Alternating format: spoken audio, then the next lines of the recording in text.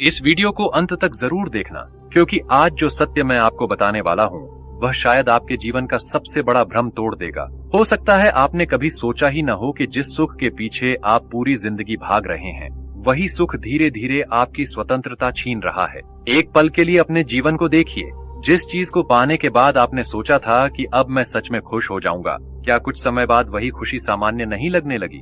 नई चीज मिली, कुछ दिन उत्साह रहा, फिर मन ने किसी और चीज की मांग शुरू कर दी। क्या आपने कभी सोचा कि ऐसा क्यों होता है? क्या हमारी इच्छाएं कभी समाप्त नहीं होती, या फिर हमारा मन ही ऐसा बना दिया गया है कि वह हमेशा कुछ नया चाहता रहे? अगर ऐसा है तो क्या हम सच में जी रहे हैं, या केवल अपनी इच्छाओं के गुलाम बनकर जीवन काट रहे हैं? यही वह प्रश्न है जिसने हजारों वर्षों पहले अर्षियों, मुनियों, भगवान श्री कृष्ण, गौतम बुद्ध और कबीर जैसे महापुरुषों को भीतर तक झकझोर दिया था। और आश्चर्य की बात यह है, आज आधुनिक मनोविज्ञान और न्यूरोसाइंस भी उसी दिशा की ओर इशारा कर रहे हैं।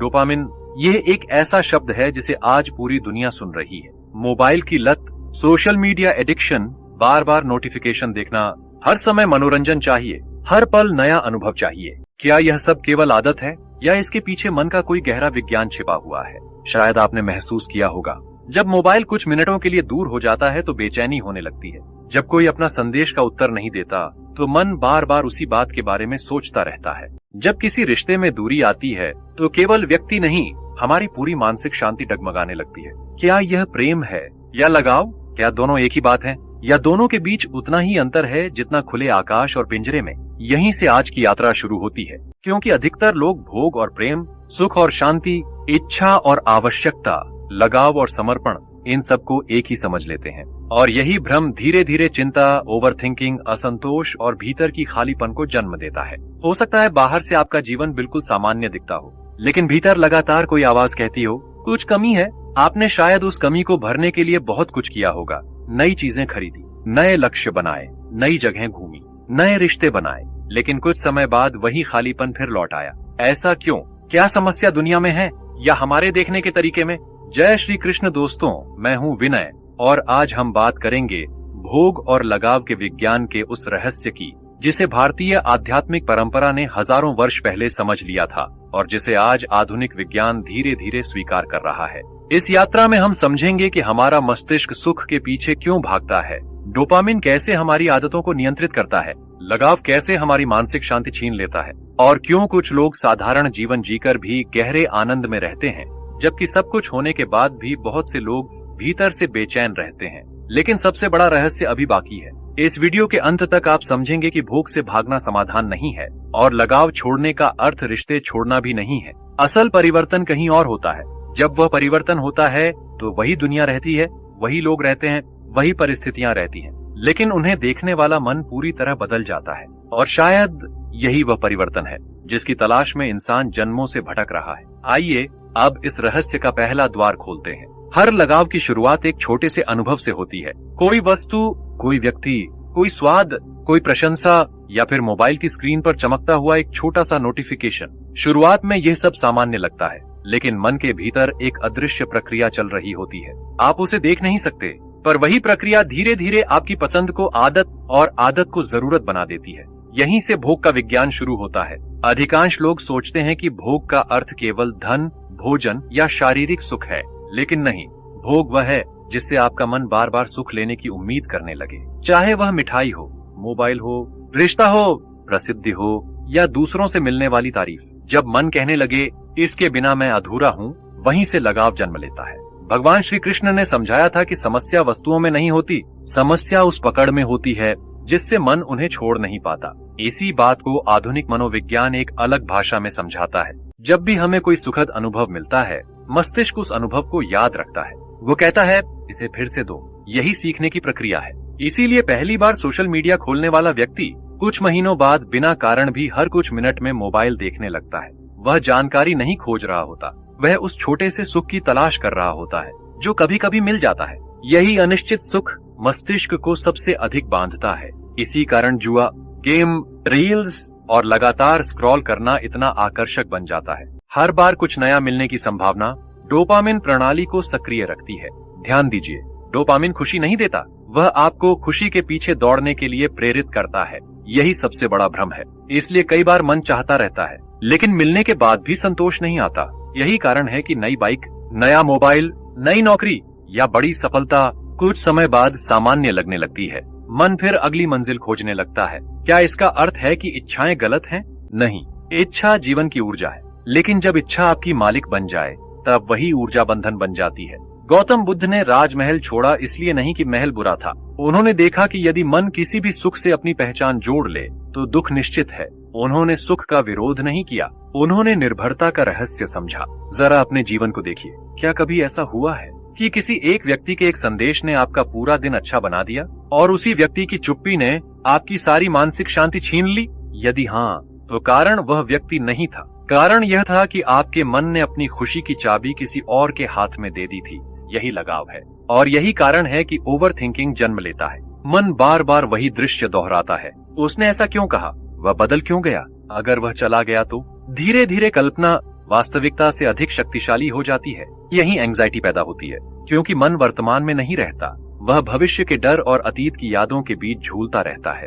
कबीर ने बहुत सरल बात कही थी। उन्होंने बताया कि बांधने वाली रस्सी बाहर नहीं, मन के भीतर होती है। बाहर का संसार तो केवल अवसर देता है, बंधन हमारा मन स्वयं बनाता है। इसलिए दो लोग एक ही परिस्थिति में रहते हैं, एक शांत रहता है, दूसरा बेचैन। अंतर परिस्थिति का नहीं, मन के संबंध का है।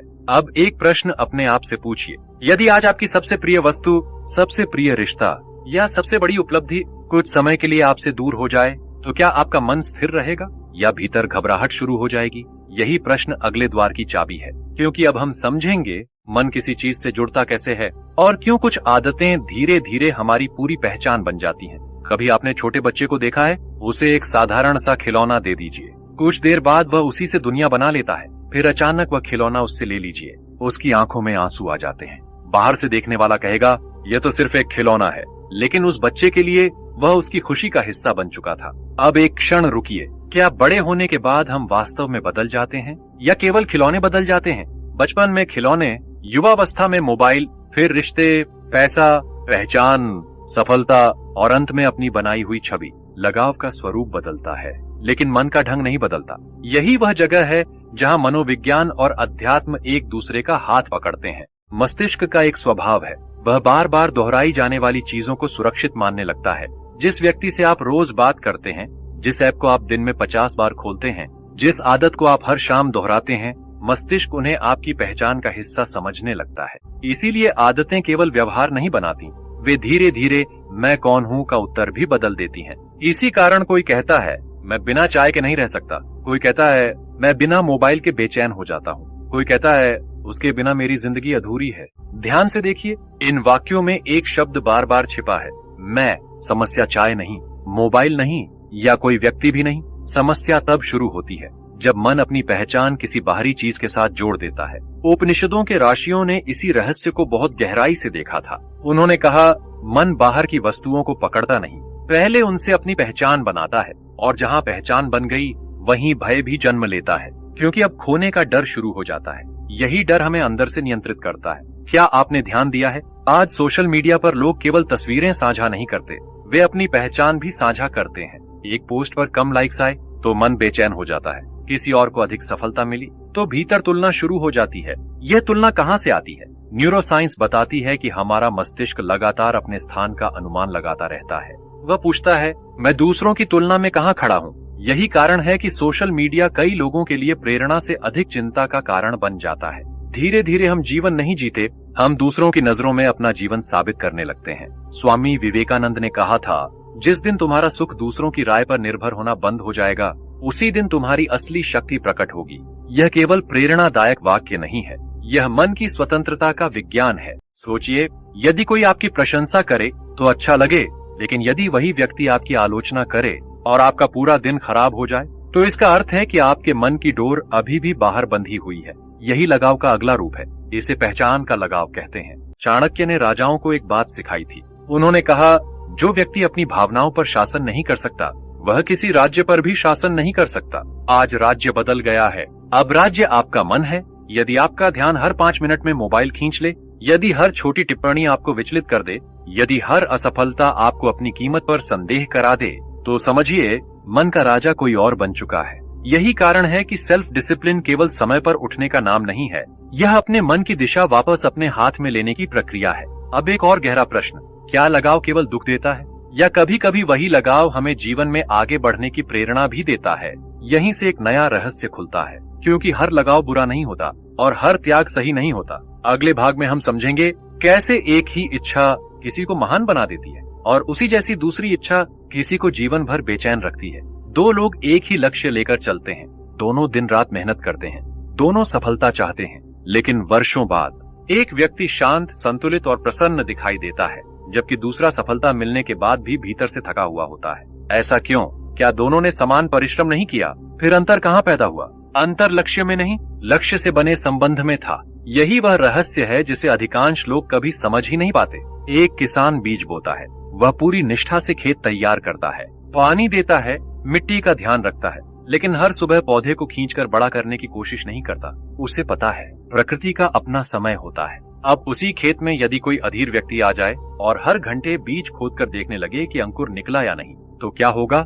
बीज नष्ट हो जाएगा। यही गलती हम अपने जीवन में करते हैं। हम कर्म कम करते हैं और परिणाम को बार बार पकड़ने की कोशिश ज्यादा करते हैं। भगवान श्री कृष्ण ने इसी कारण कर्म पर बल दिया, फल पर अधिकार की भावना पर नहीं। इसका अर्थ यह नहीं कि लक्ष्य छोड़ दो, अर्थ यह है कि लक्ष्य को अपना स्वामी मत बनने दो। आधुनिक मनोविज्ञान भी यही बताता है। जब हमारा ध्यान केवल परिणाम पर टिक जाता है तो मस्तिष्क तनाव की अवस्था में अधिक समय बिताने लगता है। शरीर में तनाव से जुड़े रसायन बढ़ते हैं, ध्यान वर्तमान से हटकर भविष्य में चला जाता है। यहीं से एंजाइटी जन्म लेती है। लेकिन जब ध्यान प्रक्रिया पर होता है तो मस्तिष्क सीखने की अवस्था में रहता है। यही अवस्था फोकस को बढ़ाती है। इसीलिए कुछ लोग कठिन परिस्थितियों में भी शांत रहते हैं। वे हर दिन केवल अगला सही कदम उठाते हैं। उन्हें मंजिल की चिंता होती है, लेकिन मंजिल उनका मानसिक संतुलन नहीं छीनती। एक संगीतकार का उदाहरण लीजिए। यदि वह हर सुर गाते समय केवल यह सोचता रहे लोग तालियां बजाएंगे या नहीं, तो उसका संगीत डर से भर जाएगा। लेकिन यदि वह पूरी तरह संगीत में डूब जाए तो वही गीत लोगों के हृदय तक पहुंच जाता है। भोग और लगाव का अंतर भी कुछ ऐसा ही है।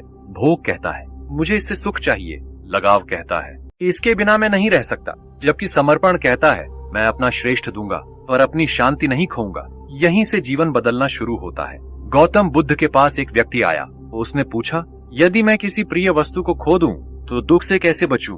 बुद्ध ने उत्तर दिया, पहले यह देखो कि तुमने उसे पकड़ा है या उसने तुम्हें। यह उत्तर सुनने में सरल लगता है, लेकिन इसके भीतर पूरा मनोविज्ञान छिपा है। आज बहुत से लोग कहते हैं मेरे पास समय नहीं है, लेकिन सच ये है समय की कमी नहीं, ध्यान की चोरी हो रही है। हर कुछ मिनट में मोबाइल, हर थोड़ी देर में नोटिफिकेशन, हर समय तुलना, हर पल मनोरंजन। धीरे धीरे मस्तिष्क गहरे काम करने की क्षमता खोने लगता है। इसीलिए आज इतने लोग कहते हैं मेरा मन किसी काम में नहीं लगता। यह केवल आलस्य नहीं है, ये लगातार बनते हुए ध्यान का परिणाम है। सेल्फ डिसिप्लिन का पहला कदम अपने ध्यान को वापस बुलाना है। ध्यान जहाँ जाता है ऊर्जा वहीं बहती है, और ऊर्जा जहाँ बहती है वहीं आपका जीवन आकार लेता है। अब स्वयं से एक प्रश्न पूछिए, क्या आप अपने लक्ष्य का पीछा कर रहे हैं या आपका लक्ष्य आपकी शांति का पीछा कर रहा है? यदि सफलता मिलने से पहले ही मन टूटने लगे तो सफलता भी उस टूटन को नहीं भर सकती। यहीं एक नया द्वार खुलता है। अब तक हमने समझा लगाव कैसे जन्म लेता है, पहचान कैसे बनती है और परिणाम से चिपकना क्यों पीड़ा देता है। लेकिन अभी सबसे गहरा रहस्य बाकी है। क्या प्रेम भी लगाव है? यदि नहीं तो प्रेम और लगाव में वह कौन सा सूक्ष्म अंतर है जिसे समझ लेने के बाद रिश्ते बोझ नहीं, आत्मिक विकास का मार्ग बन जाते हैं। अगले भाग में हम इसी रहस्य के भीतर प्रवेश करेंगे। क्या कभी आपने किसी पक्षी को खुले आकाश में उड़ते हुए देखा है? वह अपने बच्चों को प्रेम करता है, उनके लिए भोजन खोजता है, उन्हें सुरक्षित रखता है, लेकिन एक दिन वह उन्हें उड़ना भी सिखाता है। वह उन्हें हमेशा अपने घोंसले में कैद नहीं रखता। यही प्रेम है। अब एक मनुष्य को देखिए, कई बार वह कहता है मैं तुम्हें बहुत प्यार करता हूँ, लेकिन उसी वाक्य के पीछे एक अनकही इच्छा छिपी होती है, तुम हमेशा मेरे अनुसार चलो, तुम कभी मुझे छोड़कर मत जाना, तुम्हारी खुशी से पहले मेरी इच्छा पूरी होनी चाहिए। क्या यह प्रेम है या किसी को खो देने का भय? यही प्रेम और लगाव की सबसे महीन रेखा दिखाई देती है। प्रेम स्वतंत्रता देता है, लगाव नियंत्रण चाहता है। प्रेम स्वीकार करता है, लगाव बदलना चाहता है। प्रेम विश्वास करता है, लगाव हर समय प्रमाण मांगता है। यही कारण है कि बहुत से रिश्ते प्रेम से नहीं डर से चलने लगते हैं। जब कोई संदेश देर से आता है, मन कहता है शायद अब वह मुझे पहले जैसा महत्व नहीं देता। जब सामने वाला व्यस्त होता है, मन अपनी ही कहानियां बनाने लगता है। यहीं से ओवरथिंकिंग शुरू होता है। ध्यान दीजिए, घटना छोटी होती है लेकिन मन उसके चारों ओर एक पूरी दुनिया बना देता है। मनोविज्ञान इसे कहानी बनाने वाला मन कहता है। मस्तिष्क के पास जब पूरी जानकारी नहीं होती तो वह खाली जगहों को अपनी कल्पनाओं से भर देता है, और आश्चर्य की बात यह है हम उन कल्पनाओं को ही सच मानने लगते हैं। यही कारण है कि एक छोटी सी बात कभी कभी पूरी रात की नींद छीन लेती है। आधुनिक न्यूरोसाइंस बताती है जितना अधिक हम एक ही विचार को दोहराते हैं उतना ही वह मस्तिष्क में मजबूत होता जाता है। यही कारण है कि बार बार की चिंता धीरे धीरे आदत बन जाती है और आदत फिर स्वभाव का रूप ले लेती है। इसलिए मानसिक शांति केवल परिस्थितियां बदलने से नहीं मिलती, विचारों के साथ संबंध बदलने से मिलती है। कबीर ने कहा था, मन ही बंधन है और मन ही मुक्ति। इसका अर्थ यही है कि दुख का कारण हमेशा बाहर नहीं होता। कई बार दुख उस अर्थ में छिपा होता है जो हम घटनाओं को दे देते हैं। मान लीजिए दो मित्र कई दिनों तक आपसे बात नहीं करते। एक व्यक्ति सोचेगा वे व्यस्त होंगे, दूसरा सोचेगा अब उन्हें मेरी जरूरत नहीं रही। घटना एक ही है लेकिन अनुभव अलग क्यों है? क्योंकि अनुभव घटना से नहीं व्याख्या से बनता है। यही अवचेतन मन का प्रभाव है। सबकॉन्शियस माइंड वर्षों से जमा अनुभवों के आधार पर हर नई घटना का अर्थ तय करने लगता है। यदि भीतर असुरक्षा भरी है तो प्रेम भी डर जैसा लगेगा। यदि भीतर विश्वास है तो दूरी भी संबंध को नहीं तोड़ पाएगी। यही कारण है कि आध्यात्मिक साधना केवल मंदिर या ध्यान तक सीमित नहीं है। वास्तविक साधना तब शुरू होती है जब आप अपने मन की हर प्रतिक्रिया को देखना सीख जाते हैं। जब कोई आपकी प्रशंसा करे तो मन को देखिए, जब कोई आलोचना करे तो भी मन को देखिए, जब कोई साथ आए और जब कोई दूर चला जाए दोनों क्षणों में अपने भीतर उठती लहरों को पहचानिए। यही जागरूकता जन्म लेती है और जहाँ जागरूकता आती है वहाँ मन धीरे धीरे अपनी पुरानी पकड़ छोड़ने लगता है। अब एक अंतिम प्रश्न, यदि प्रेम का अर्थ पकड़ना नहीं तो क्या किसी से गहरा जुड़ना भी संभव है बिना उसके गुलाम बने? क्या ऐसा संबंध हो सकता है जिसमें अपनापन भी हो और स्वतंत्रता भी? अगले भाग में हम इसी रहस्य को समझेंगे, क्योंकि अब बात केवल रिश्तों की नहीं रहेगी। अब हम उस गहरे भ्रम तक पहुंचेंगे जहां मन सुख, प्रेम, आदत और अपनी पहचान इन सबको एक दूसरे में मिला देता है। क्या आपने कभी नदी को देखा है? वह लगातार बहती रहती है। वह अपने रास्ते में आने वाले हर पत्थर को पकड़कर नहीं बैठ जाती। यदि वह रुक जाए तो वही निर्मल जल धीरे धीरे सड़ने लगता है। मन भी बिल्कुल ऐसा ही है। जब तक वह प्रवाह में रहता है उसमें शांति बनी रहती है, लेकिन जिस क्षण वह किसी एक सुख, एक व्यक्ति, एक पहचान या एक पुराने अनुभव से चिपक जाता है उसी क्षण उसका प्रवाह रुकने लगता है। यहीं से भीतर का संघर्ष शुरू होता है। अधिकांश लोग सोचते हैं कि दुख किसी घटना से पैदा होता है, लेकिन गहराई से देखें तो दुख अक्सर उस घटना के समाप्त हो जाने को स्वीकार न कर पाने से पैदा होता है। एक रिश्ता बदल जाता है लेकिन मन उसे पहले जैसा बनाए रखना चाहता है। बचपन चला जाता है लेकिन मन उसी निश्चिंतता को ढूंढता रहता है। सफलता मिल जाती है लेकिन मन उसी उत्साह को हमेशा बनाए रखना चाहता है। यही पीड़ा जन्म लेती है, क्योंकि जीवन परिवर्तन है और लगाव स्थिरता चाहता है। यही दोनों का टकराव है। गौतम बुद्ध ने संसार को अनित्य कहा। इसका अर्थ यह नहीं कि संसार व्यर्थ है, अर्थ यह है कि यहाँ हर चीज बदलने वाली है। जो बदलने वाली चीज को हमेशा के लिए पकड़ना चाहता है उसे दुख अवश्य मिलेगा। अब इसे विज्ञान की भाषा में समझिए। हमारा मस्तिष्क पैटर्न बनाता है, उसे जो बार बार मिलता है वह उसे सामान्य मानने लगता है। इसे मनोविज्ञान में हेडोनिक एडेप्टेशन कहा जाता है, यानी जो चीज कभी बहुत बड़ी खुशी देती थी कुछ समय बाद वही सामान्य लगने लगती है। इसीलिए नई कार, नई नौकरी, नई उपलब्धि या नया रिश्ता हमेशा एक जैसी खुशी नहीं दे पाते। मन उस सुख का आदी हो जाता है, फिर वह कहता है अब कुछ और चाहिए। यही अंतहीन दौड़ है। यही हैप्पीनेस का विज्ञान समझना आवश्यक है। सुख और आनंद एक नहीं है। सुख बाहरी परिस्थिति से आता है, आनंद भीतर की अवस्था से जन्म लेता है। सुख मिलता है फिर चला जाता है, आनंद जागरूकता के साथ गहरा होता जाता है। इसीलिए कुछ लोग साधारण भोजन करके भी प्रसन्न रहते हैं और कुछ लोग हर सुविधा होने के बाद भी बेचैन रहते हैं। स्वामी विवेकानंद ने कहा था, जिसने स्वयं पर विजय पाली उसके लिए संसार हार जीत का मैदान नहीं, सीखने का विद्यालय बन जाता है। ध्यान दीजिए, आपका सबसे बड़ा शत्रु कोई दूसरा व्यक्ति नहीं है, वह आदत है जो हर परिस्थिति में तुरंत प्रतिक्रिया देना चाहती है। किसी ने आपकी आलोचना की, तुरंत क्रोध। किसी ने आपकी प्रशंसा की, तुरंत अहंकार। मोबाइल बजा, तुरंत हाथ स्क्रीन की ओर बढ़ गया। यही बिना सोचे होने वाली प्रतिक्रियाएं धीरे धीरे हमारी स्वतंत्रता छीन लेती है। सेल्फ डिसिप्लिन का वास्तविक अर्थ इच्छाओं को दबाना नहीं है, बल्कि प्रतिक्रिया और उत्तर के बीच एक छोटा सा विराम पैदा करना है। वही विराम मनुष्य को आदतों का दास बनने से बचाता है। वही विराम ब्रेन पावर को भी बढ़ाता है, क्योंकि जब आप हर आवेग पर तुरंत नहीं चलते तो मस्तिष्क का निर्णय लेने वाला भाग अधिक सक्रिय होता है। धीरे धीरे आपका फोकस बढ़ता है, धैर्य बढ़ता है और मन स्पष्ट होने लगता है। अब अपने जीवन की ओर देखिए, क्या आपकी सबसे बड़ी समस्या वास्तव में परिस्थितियां हैं या बिना रुके प्रतिक्रिया देने वाला मन? यदि आज से आप केवल एक परिवर्तन कर दें, हर प्रतिक्रिया से पहले कुछ क्षण रुक जाए, तो शायद आपका पूरा जीवन बदलना शुरू हो जाए। लेकिन अभी एक और रहस्य बाकी है। यदि सब कुछ बदल रहा है, यदि सुख स्थायी नहीं है, यदि लगाव दुख का कारण बन सकता है, तो फिर जीवन का आनंद कैसे लिया जाए? क्या संसार में रहते हुए भी भीतर से मुक्त रहा जा सकता है? अगले भाग में हम उसी रहस्य का द्वार खोलेंगे, जहां भोग शत्रु नहीं रहता, बल्कि जागरूकता की परीक्षा बन जाता है। यहीं से सबसे कठिन प्रश्न शुरू होता है। यदि भोग बुरा नहीं, यदि इच्छाएं भी स्वाभाविक हैं, तो फिर मनुष्य बार बार उनका दास क्यों बन जाता है? इसका उत्तर बाहर नहीं, हमारे भीतर छिपी एक गहरी कमी में है। हर मनुष्य अपने जीवन में किसी न किसी खालीपन को भरने की कोशिश करता है। किसी को लगता है धन मिलेगा तो मैं पूर्ण हो जाऊंगा, किसी को विश्वास होता है सही साथी मिल जाए तो जीवन सफल हो जाएगा। कोई प्रसिद्धि चाहता है, कोई शक्ति, कोई सुंदरता, कोई दूसरों की स्वीकृति। लेकिन एक बात पर ध्यान दीजिए, हर इच्छा के पीछे वस्तु नहीं होती, एक भावना होती है। धन के पीछे सुरक्षा की तलाश होती है, प्रसिद्धि के पीछे स्वीकार किए जाने की चाह होती है, रिश्तों के पीछे प्रेम और अपनापन खोजा जाता है, और भोग के पीछे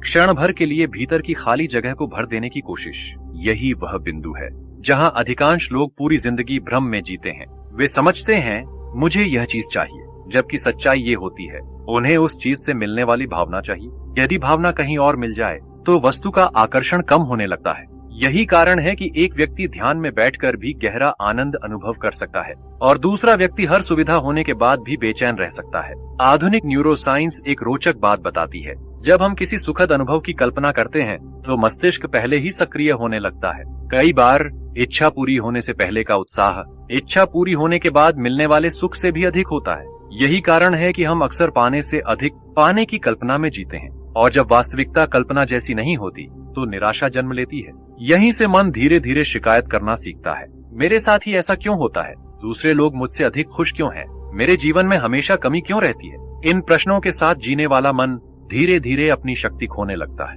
क्योंकि उसका ध्यान समाधान पर नहीं, अभाव पर टिक जाता है। चाणक्य ने कहा था, जिसका मन अभाव पर अटक जाता है वह उपलब्ध अवसर भी खो देता है। आज यही बात मनोविज्ञान भी समझाता है। मस्तिष्क जिस बात पर बार बार ध्यान देता है, उसी से जुड़े संकेत अधिक देखने लगता है। यदि आपका मन केवल कमी देखता है तो जीवन में उपलब्धियां भी छोटी लगने लगती हैं। यदि मन अवसर देखने लगे तो कठिनाइयां भी शिक्षक बन जाती हैं। यही अवचेतन मन की दिशा है। आपका सबकॉन्शियस माइंड हर दिन आपके विचारों से सीख रहा है। यदि आप बार बार स्वयं से कहते हैं मैं कभी नहीं बदल सकता, तो मन उसी विश्वास के अनुसार व्यवहार करने लगता है। लेकिन यदि आप धीरे धीरे जागरूक होकर अपने विचारों को देखना शुरू करें, तो वही मन नए मार्ग बनाना भी सीख जाता है। इसीलिए आध्यात्मिक साधना सिर्फ मंत्र दोहराने का नाम नहीं है, यह अपने भीतर चल रही हर छिपी हुई चाह को पहचानने की कला है। कबीर ने बाहरी त्याग से अधिक भीतर के त्याग पर बल दिया। उन्होंने संकेत दिया कि वस्तु छोड़ देना आसान है, लेकिन उससे जुड़ी पहचान छोड़ना कठिन है।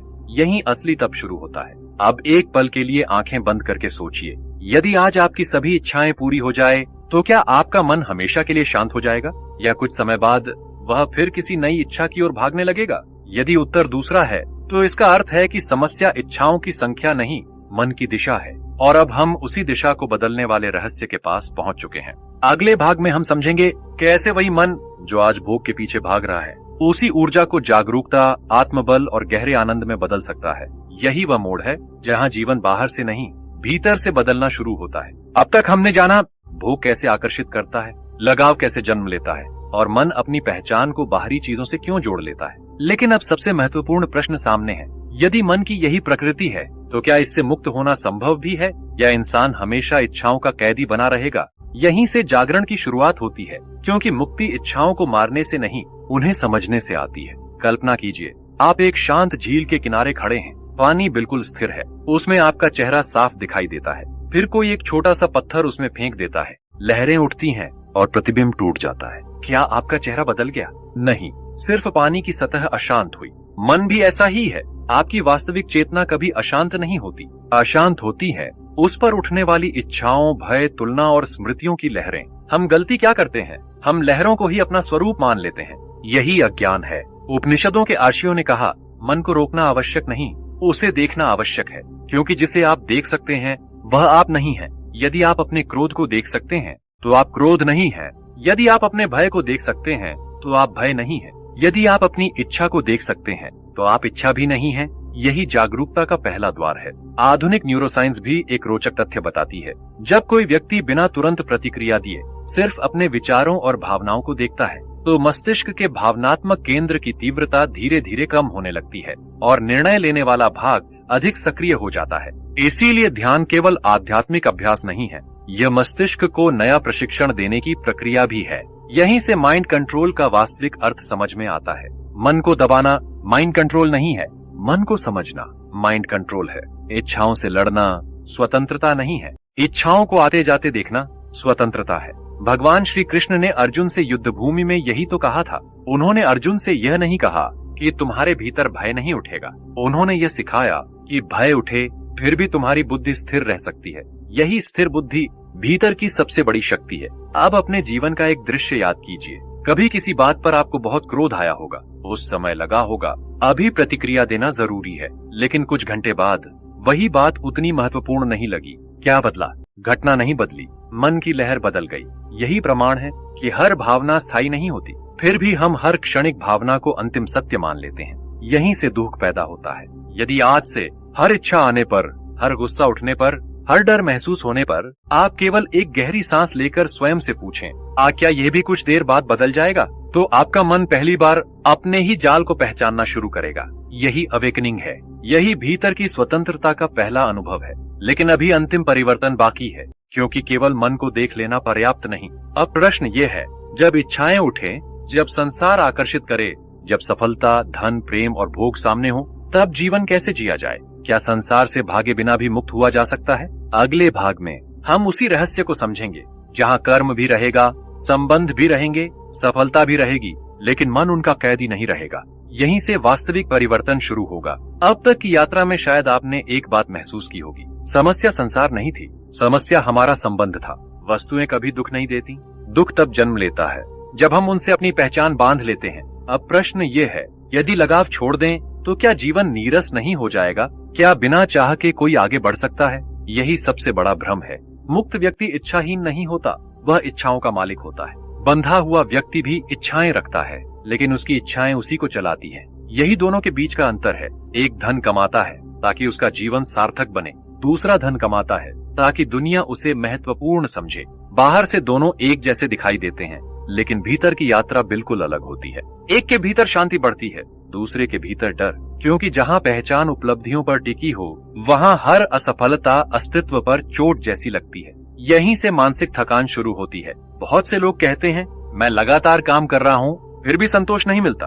कारण काम नहीं है, कारण ये है कि वे हर उपलब्धि से अपनी कीमत साबित करना चाहते हैं, और जिस दिन मन अपनी कीमत दूसरों के निर्णय पर छोड़ देता है, उसी दिन उसकी स्वतंत्रता कम होने लगती है। स्वामी विवेकानंद ने कहा था, कमजोरी ही दुख का मूल कारण है। ये कमजोरी शरीर की नहीं, मन की निर्भरता की है। जब आपका आनंद किसी व्यक्ति, किसी वस्तु, किसी परिणाम या किसी प्रशंसा पर निर्भर हो तो मन हमेशा भय में रहेगा। लेकिन जब आनंद आपके भीतर की जागरूकता से आने लगे तो परिस्थितियां बदल सकती हैं, आपकी शांति नहीं। अब एक साधारण उदाहरण देखिए। दो लोग सुबह उठते हैं, पहला उठते ही मोबाइल खोल देता है, दूसरा कुछ मिनट स्वयं के साथ बैठता है। पहला व्यक्ति दिन की शुरुआत बाहरी दुनिया से करता है, दूसरा अपने भीतर से। दिन समाप्त होने तक दोनों का मानसिक अनुभव अलग होता है। क्यों? क्योंकि सुबह का पहला ध्यान पूरे दिन के मन की दिशा तय करता है। इसीलिए आर्ष मुनियों ने दिन की शुरुआत मौन से करने की परंपरा बनाई।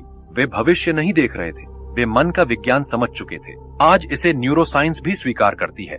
दिन की शुरुआती आदतें मस्तिष्क के ध्यान तंत्र और भावनात्मक संतुलन को प्रभावित करती है। इसीलिए छोटी आदतें बड़े परिवर्तन लाती हैं। यदि आप मेंटल पीस चाहते हैं तो केवल बड़ी घटनाओं को मत बदलिए, उन छोटे छोटे क्षणों को बदलिए जहां आपका मन बिना सोचे प्रतिक्रिया देता है। यही वास्तविक डोपामाइन डिटॉक्स की शुरुआत है। केवल कुछ दिनों तक मोबाइल छोड़ देना डोपामाइन डिटॉक्स नहीं है। वास्तविक डिटॉक्स तब शुरू होता है जब आपका मन हर छोटे सुख के पीछे भागना बंद कर देता है, जब आप बिना बेचैनी के कुछ देर मौन में बैठ सकते हैं, जब आप बिना तुलना के किसी और की सफलता देखकर भी प्रसन्न रह सकते हैं, जब आप बिना भय के किसी प्रिय व्यक्ति को स्वतंत्र रहने दे सकते हैं, तब समझिए मन धीरे धीरे स्वतंत्र हो रहा है। यही परिवर्तन दिखाई नहीं देता, लेकिन यहीं से जीवन बदल जाता है। अब केवल एक अंतिम द्वार शेष है, वह द्वार जहां भोग शत्रु नहीं रहता, लगाव समाप्त हो जाता है और जीवन पहली बार अपने वास्तविक स्वरूप में दिखाई देता है। अगले भाग में हम उस अंतिम सत्य तक पहुंचेंगे जिसका संकेत इस यात्रा की शुरुआत में दिया गया था। शायद वही सत्य आपको स्वयं से पहली बार मिल पाएगा। अब तक आपने देखा मन कैसे भोग के पीछे दौड़ता है, लगाव कैसे जन्म लेता है, पहचान कैसे बनती है और जागरूकता कैसे उस पकड़ को ढीला करने लगती है। लेकिन अब एक ऐसा प्रश्न सामने है जिसका उत्तर मिले बिना यह पूरी यात्रा अधूरी रहेगी। क्या संसार में रहकर, धन कमाकर, रिश्ते निभाकर, सफलता प्राप्त करके फिर भी भीतर से मुक्त रहा जा सकता है? उत्तर है हाँ, लेकिन उसके लिए जीवन जीने का केंद्र बदलना होगा। अधिकांश लोग बाहर से जीवन जीते हैं। उनकी खुशी इस बात पर निर्भर करती है आज लोगों ने क्या कहा, कितनी प्रशंसा मिली, कितना लाभ हुआ, कौन साथ रहा, कौन छोड़कर चला गया। यानी उनका मन हर दिन बाहरी घटनाओं के अनुसार ऊपर नीचे होता रहता है। ऐसा मन कभी स्थिर नहीं हो सकता। भारतीय आशी मुनियों ने एक अलग मार्ग बताया। उन्होंने कहा, बाहर कर्म करो लेकिन भीतर साक्षी बनो। इसका अर्थ भाग जाना नहीं है। इसका अर्थ है हर अनुभव को पूरी तरह जीना, लेकिन उसे अपनी पहचान न बना लेना। जैसे आकाश बादलों को आने भी देता है, जाने भी देता है, लेकिन स्वयं बादल नहीं बन जाता, वैसे ही जागरूक मन अनुभवों को देखता है, उन्हें पकड़ता नहीं। यही आध्यात्मिक परिपक्वता है। अब इसे जीवन में उतार कर देखिए। यदि सफलता मिले तो उसका आनंद लीजिए, लेकिन अहंकार मत बनाइए। यदि असफलता मिले तो उससे सीखिए, लेकिन स्वयं को असफल मत मानिए। यदि कोई प्रेम करे तो कृतज्ञ रहिए, लेकिन उसके बिना स्वयं को अधूरा मत समझिए। यदि कोई दूर चला जाए तो दुख स्वाभाविक है, लेकिन अपने पूरे अस्तित्व को उस दुख में मत डुबो दीजिए। यही आंतरिक स्वतंत्रता है। आधुनिक मनोविज्ञान भी बताता है, भावनात्मक रूप से परिपक्व व्यक्ति भावनाओं को दबाता नहीं, उन्हें समझता है। वह क्रोध को महसूस करता है, लेकिन क्रोध बन नहीं जाता। वह भय को पहचानता है, लेकिन भय से संचालित नहीं होता। यही मानसिक शक्ति है। इसीलिए ब्रेन पावर केवल याददाश्त का नाम नहीं है। सबसे बड़ी मानसिक शक्ति अपनी चेतना को परिस्थितियों से ऊपर उठाने की क्षमता है। यहीं से वास्तविक फोकस जन्म लेता है। जब मन हर आकर्षण के पीछे नहीं भागता तो उसकी ऊर्जा बिखरती नहीं। धीरे धीरे वही ऊर्जा रचनात्मकता बनती है, करुणा बनती है, धैर्य बनती है और अंततः भीतर की शांति बन जाती है। कबीर ने संकेत दिया था, मन समुद्र की तरह है। यदि हर लहर के साथ बहोगे तो किनारा कभी नहीं मिलेगा, लेकिन यदि समुद्र की गहराई को पहचान लोगे तो सतह का तूफान भी तुम्हें नहीं डिगा पाएगा। यही इस पूरी यात्रा का सार बनने लगा है। अब स्वयं से एक अंतिम प्रश्न पूछिए, क्या मैं अपने जीवन को केवल अनुभवों का संग्रह बना रहा हूँ या चेतना का विकास भी कर रहा हूँ? क्योंकि दोनों में बहुत बड़ा अंतर है। अनुभव बढ़ते रह सकते हैं, लेकिन यदि जागरूकता न बढ़े तो मन वही का वही रहता है, और यदि जागरूकता बढ़ जाए तो साधारण जीवन भी असाधारण बन जाता है। अब बस एक अंतिम द्वार शेष है, वह सत्य जिसका वादा हमने इस यात्रा की शुरुआत में किया था। अगले और अंतिम भाग में हम जानेंगे कि भोग का त्याग ही मुक्ति नहीं है और लगाव का अंत ही प्रेम का अंत नहीं है, बल्कि यही वह क्षण है जहां मन पहली बार समझता है कि जिस आनंद को वह पूरी दुनिया में खोजता रहा उसका स्रोत कभी बाहर था ही नहीं। यात्रा का अंतिम द्वार अब आपके सामने है। शायद इस पूरे समय आपको ऐसा लगा होगा कि हम भोग की बात कर रहे थे, लगाव की बात कर रहे थे, डोपामिन, आदतों, रिश्तों और मन की बात कर रहे थे। लेकिन यदि ध्यान से देखें तो यह यात्रा किसी भी वस्तु के बारे में नहीं थी। यह यात्रा आपके बारे में थी। शुरुआत में हमने एक प्रश्न पूछा था, क्यों हर सुख कुछ समय बाद फीका पड़ जाता है? क्यों मन हमेशा कुछ नया चाहता है? क्यों सब कुछ होने के बाद भी भीतर एक खालीपन बना रहता है? अब उसका उत्तर स्पष्ट दिखाई देता है, क्योंकि मन उस स्थान पर खोज रहा था जहां वह चीज कभी थी ही नहीं। भोग समस्या नहीं था। समस्या यह थी कि हमने भोग से वह पाने की कोशिश की जो केवल जागरूकता से मिल सकता है। लगाव समस्या नहीं था। समस्या यह थी कि हमने प्रेम को स्वामित्व समझ लिया। सफलता समस्या नहीं थी। समस्या यह थी कि हमने अपनी पहचान सफलता के साथ बांध दी। मोबाइल समस्या नहीं था। समस्या यह थी कि हमने अपने ध्यान की चाबी उसके हाथ में दे दी। दुनिया कभी हमारी जेल नहीं थी। हमारी जेल हमारी अपनी पकड़ थी। भगवान श्री कृष्ण ने जीवन से भागने का मार्ग नहीं दिया, उन्होंने जीवन के बीचों बीच स्थिर रहने का मार्ग दिखाया। गौतम बुद्ध ने इच्छाओं से युद्ध करने को नहीं कहा, उन्होंने उन्हें समझने को कहा। कबीर ने संसार छोड़ने की शिक्षा नहीं दी, उन्होंने मन के भ्रम को छोड़ने की बात की। स्वामी विवेकानंद ने बाहरी शक्ति से पहले भीतरी शक्ति जगाने का आह्वान किया, और भारतीय आर्षि मुनियों ने बार बार यही संकेत दिया, जिसे तुम खोज रहे हो वह खोजने वाला ही है। अब एक क्षण के लिए अपनी पूरी जीवन यात्रा को याद कीजिए। कितनी इच्छाएं पूरी हुई, कितने लोग आए, कितने लोग चले गए, कितनी सफलताएं मिली, कितनी असफलताएं मिली। कितनी बार आपने सोचा बस ये मिल जाए फिर मैं पूरी तरह खुश हो जाऊंगा, लेकिन हर बार कुछ समय बाद मन ने एक नई मंजिल बना ली। क्या इसका अर्थ है कि जीवन व्यर्थ है? नहीं, इसका अर्थ है जीवन का उद्देश्य केवल पाना नहीं है, जीवन का उद्देश्य जागना है। जब आप भोजन करें तो पूरी जागरूकता से करें। जब आप प्रेम करें तो स्वामित्व नहीं, करुणा के साथ करें। जब आप काम करें तो पूरी निष्ठा से करें, लेकिन परिणाम को अपनी पहचान न बनाएं। जब आप सफलता पाएं तो विनम्र रहें। जब असफल हों तो सीखें। जब कोई साथ हो तो उसका सम्मान करें। जब कोई चला जाए तो उसके लिए शुभकामना रखें। यही भीतर की स्वतंत्रता है, यही मानसिक शांति का रहस्य है, यही वास्तविक हैप्पीनेस है। और यही वह अवस्था है जहाँ डोपामाइन आपका स्वामी नहीं रहता, बल्कि आपका सेवक बन जाता है। जहाँ आदतें आपको नियंत्रित नहीं करती, आप उन्हें दिशा देते हैं। जहाँ फोकस प्रयास से नहीं, स्पष्टता से आता है। जहाँ सेल्फ डिसिप्लिन बोझ नहीं लगता, स्वाभाविक जीवन शैली बन जाता है। और सबसे सुंदर परिवर्तन यहाँ होता है। अब आप संसार का आनंद लेते हैं, लेकिन संसार आप पर अधिकार नहीं कर पाता। यही भोग का सही स्थान है। उसे अस्वीकार करना नहीं, उसे सही सीमा में रखना, यही लगाव का अंत है। रिश्ते समाप्त नहीं होते, बंधन समाप्त हो जाते हैं। प्रेम समाप्त नहीं होता, उसमें भय समाप्त हो जाता है। और अब वह अंतिम सत्य जिसका वादा इस यात्रा की शुरुआत में किया गया था, जिस आनंद को तुम पूरी दुनिया में खोज रहे थे, वह किसी वस्तु में नहीं था, वह किसी व्यक्ति में नहीं था, वह किसी उपलब्धि में नहीं था, वह हमेशा तुम्हारी अपनी जागरूक चेतना में था।